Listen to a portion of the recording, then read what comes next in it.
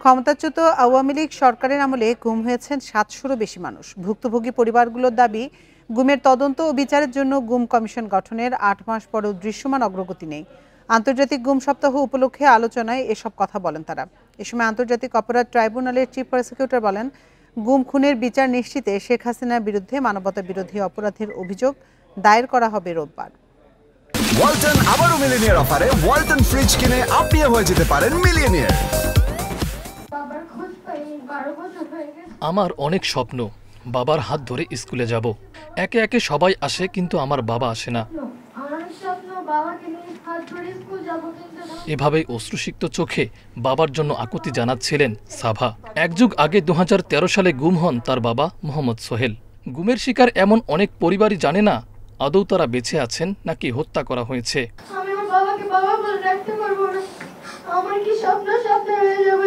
আন্তর্জাতিক গুম সপ্তাহ উপলক্ষে শনিবার সকালে জাতীয় প্রেস ক্লাবে আলোচনা সভার আয়োজন করে মানবাধিকার সংগঠন অধিকার। এতে অংশ নিয়ে গুম হওয়া ব্যক্তিদের স্বজনরা তুলে ধরেন তদন্ত ও বিচার নিয়ে তাদের সংশয়ের কথা।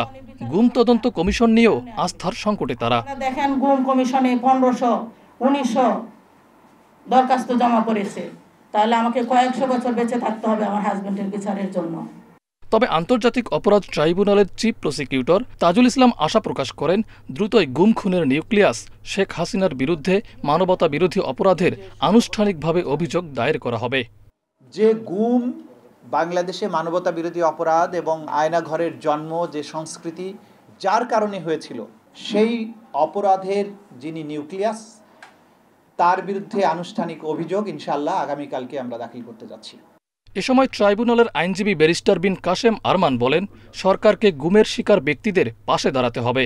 যাদের এখন পরিবার ফিরে আসেনি তাদের জন্য কিছু করুন, যারা এখন সার্ভাইভার আছে কিন্তু তারা এখন জীবনযাপন করতে পারছেন না, তার মধ্যে ভয় কাজ করছে, সমাজে তাদের প্রতি বৈষম্য কাজ করছে, তাদের পুনর্বাসনের জন্য কিছু করা দরকার।